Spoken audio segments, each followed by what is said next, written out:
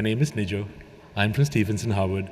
I will not bore you with a lot of these things because when I prepared the slides, I thought I was going to be the only presenter at this. So I thought I would give you an exposition on what is EEI, EEXI, CII, etc. But I'm not going to do that. But generally, I do see some of my banking and finance colleagues also sitting around in the audience. So I quickly run through this, but I'm not going to spend too much time on this. Essentially, as many people said, the IMO is sort of like the driver of a lot of changes in the shipping industry, if not the global environmental revolution that is actually happening. And they thought it was a good idea to start reducing the carbon intensity of international shipping by 40% compared to 2008 levels. By 2050, reduce it by 70%. And by 2050, reduce all greenhouse gases by at least 50% compared to 2008 levels. It's fantastic because what they want to do is trying to phase out greenhouse gas emissions as quickly as possible. Will they be able to do it? The gentleman on the panel will let us know. What happens with this is they've given us from 2013 onwards, IMO gave us two indices. One is known as the Ship Efficiency Management Plan, and the other one is known as the Energy Efficiency Design Index. Basically, the Ship Energy Efficiency Management Plan is what it says. It is a plan with which ships and ship operators, ship owners and ship operators do plan for improving their energy efficiencies by operational means. You optimize vessel speed, you increase the frequency of hull or your propeller cleaning, you choose different routes, all essentially to make sure that any sort of pollution from your fuel emissions by you transporting cargo is maintained and managed. The next thing was purely for new built ships. So when you build a new ship, you want to make sure that the ships that are being built beyond a certain age progressively reduce carbon dioxide emissions, with the reference life being ships that were manufactured or built between 2000 to 2010. You use that as a baseline and see new ships being built, will they get better carbon dioxide efficiency, right? Now, because all of that was thought to be really, really slow, what people decided was, let's add two more acronyms, because SEEMP and ED wasn't enough. You wanted to have EEXI and CII. And thank you for all the other speakers for jumping across this so I can spend some time on this. But essentially, the energy efficiency of existing ship index, all that it says is that your ship has been given a rating that says that it is, in order to be energy efficient, it has to hit one mark. This mark is normally set when you do the International Air Pollution Survey, IAPP survey, or you can have your energy efficiency survey conducted by either the flag or the class or both of them together. They refer this with respect to what is known as a required energy efficiency existing ship index, and if you do not meet, your ship does not meet that, you will have to take corrective action. What corrective action needs to be taken will depend upon you, but because this is on the basis of the ship itself, on the structure of the ship itself, it will be technological change. Then you've got what is CII, and again in simple terms, CII is operational. So as the ship sails, as it trades from port to port, you monitor, you calculate the efficacy of the ship in the carbon dioxide emissions that takes place, and you're given a rating or a grade like you were in school. You got an A to an E grade. You're supposed to hit a C grade, but if you do not hit a C grade, or you continuously miss the C grade in 3 years with a D or an E, you fail. But that means you have to shake up your ship energy efficiency management plan, get another get another way of making yourself more relevant into getting the correct grading and become a good student. So this is what the CII does. It's for operating ships. The EEXI is a one-time certification. You hit it or you lose it, or you have to change the look of your ship, change the way the technology of the ship is carried out so that you maintain that grade. And what happens when you maintain the grade? You get what is known as an IEEC that Pavan will sign and give it to everybody, the energy efficiency certificate. He'll not do it today. You'll have to wait till the 1st of January 2023 to do this. So Pavan, here it is. Now we come to the fun part for us lawyers. What happens when everybody starts to be in compliance with the CII and the EEXI? Now, the first thing is that it's a shift in responsibility. As of now, all of the burden is on the poor ship owner. or the rich ship owner, I don't know, I mean, Chris will tell us if this is poor or rich, but all of the burden is on the ship owner at the moment. But if you are to maintain course on getting the good grade in CII, many a times you will be in conflict with what your charterer needs. Because one of the ways in which you actually maintain your CII is you take a different route to reach a particular destination. You have to put on different kit. You'll have to off-hire the vessel for some time so that the kit can be put on. You'll have to clean the hull. You'll have to increase the propulsion systems. You have to increase the engine propulsion system, thrust, etc. Who bears the cost of this? What happens if there is a conflict between the charterer and the ship owner? I don't know. I'd like to find out. You can pay me and I'll let you know. The next thing is what happens with the equipment on board of the vessel. You will need potentially to meet your EEXI in case your attained EEXI does not match your required one. You will have to upgrade it. And as we have seen, or as I've personally seen with the ballast water management systems or the sulfur scrubbers that's put on, not many people want to finance these things because who has ownership of it? Who gets mortgage over this? Who helps you, in case something goes wrong? How can they get their hands on this kit? If you've got a mortgagee already sitting on that vessel, he will want capture of those equipment. So, who's got control over this? How do you upgrade the vessel?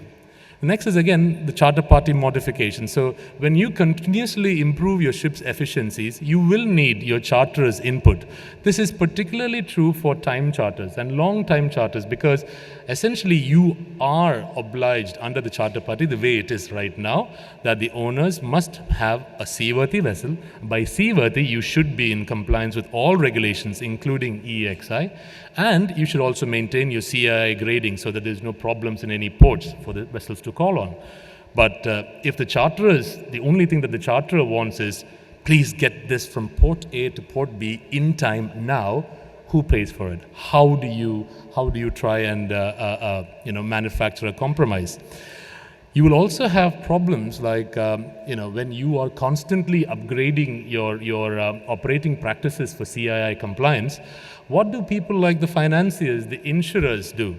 I mean, I asked this to Amir the other day, and he said that, oh, well, what do you want the insurers to do? Do you just want them to say, come and join the club and then you can do whatever you want? No, so the insurers have got a stake in it. They want to know how you are changing your practices so that, they know that they are covering a sane ship owner or a sane ship operator.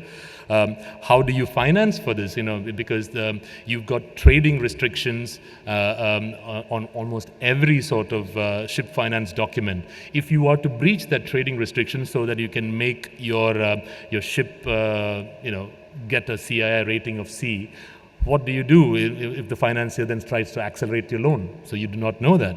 That is to be seen. There will be behavioral changes for ship owners with just-in-time arrivals because you do not want to be steaming ahead to the port, then loiter around for a bit, try to make some money off of demurrage, etc. That doesn't happen anymore because CII wants you to slow steam. That was the theme throughout the first panel. You have to slow steam, get there just in time. But getting there just in time does not mean that you reach there, but if the port services or if your agencies are not equipped in helping you discharge or unload new cargo in time, does that make it more efficient? Who pays for that? Who bears the risk of compliance for that? We don't know yet. We spoke about retrofitting and dual fuel operations. It's most likely to achieve much lower emissions, but you kind of have to use horses for courses. What fuels do we use where? Which port allows for this? It starts to make the mechanism, the technological operations of running a ship a lot more poignant. And we've heard from Pawan, from Simon, from all of the other panelists that technology, digitalization, and planning for this makes it really, really important that we look at this in really close quarters. Finally, my favorite is the regulatory compliance. Because of a vessel owner having to comply with all of these new regulations, you've got these that they must comply with. One of the flag, one of the country that it is trading to, the other country that is trading from, the international law of the high seas, and eventually your contractual charter parties. All of these will have to be complied with. All of this while maintaining a C in a CII rating and maintaining your energy efficiency index as well. So planning and managing ship efficiency programs is definitely needed, particularly with regards to the regulatory atmosphere. Finally, Pawan touched upon this as in one of his slides, and I just want to spend some time on the EU emission trading scheme. As Pawan mentioned, this has not yet been implemented. It has now been pushed to the 1st of January 2024. For those of you who do not understand the emissions trading system, basically, in simple terms, it is a license to pollute. How you get this license to pollute is that you are given certain allowances which you bid for in an auction. You buy these allowances, and these allowances allow you to actually have emissions of a certain grade within that allowance scheme. And anybody who pollutes more or who emits carbon dioxide more than that emissions allowance that you hold, you will be penalized for it. You can also trade this. You can buy and sell it from other people. And basically the money that comes from the emissions trading system, 50% is supposed to go into a maritime decarbonization fund. The other 50% will go into the EU climate change sort of fund that they generally set up. And the other one, the other 25% goes into the EU's COVID relief, bringing the economy back into fore. Now, if the EU emissions trading system is aligned with the EU monitoring, reporting, and verification system, it's not just the owners, ladies and gentlemen, it'll also be the bareboat, the charterers, the managers will have to potentially bear liability. So we do not know what will happen from the 1st of January 2024, but I can tell you that the United States and China are looking at similar emission trading schemes whereby they are going to set up something very similar to this. I'll end this thing why I'm a bit personally worried with emission trading schemes from any angle, simply because in 1997 in Haifa, Israel, there was a survey that was done in daycare centers, where parents who were late in picking up their children, right, were fined, right? So, little kids, when they finish their daycare, they're waiting for their mummies and daddies to collect them. The parents are late in coming to collect them. They go through trauma. The teachers go through trauma because they have to stay for another hour waiting for the parents to come and collect them. So the schools decided, let's do one thing. Let's charge them $3 for every 30 minutes that a parent is late in collecting the child. In 5 weeks, what they found out in Haifa was that the number of delinquencies increased. It did not decrease. Why? It's because people like to pay. Absolutely right. Ladies and gentlemen, when you change a moral, a social, and an ethical responsibility for an economic one, economics always wins. There's no winner in an emission trading scheme when you say, you give me $1 million and you can go ahead and pollute as much as $1 million, provided that I will use this money to do, green stuff elsewhere. It does not work that way. So you have to hold on to your moral responsibility. Look at the slides that Chris Peters has provided. We've got kids, we've got grandkids. Well, I don't yet, but I will, hopefully. The point is that this is the legacy that we're leaving behind. So generally, the trading schemes and systems are supposed to be short-term, and it should be regarded as short-term so that, eventually people find a better way of for keeping the planet healthy. With that, we are now going off to the panel discussion, and I know this is very limited time, so I would like the organizers to give me a bit more time to go through the discussion. We'll open the floor up for discussion as well after we go through some initial questions. Okay? Thank you. I'll see you right there now.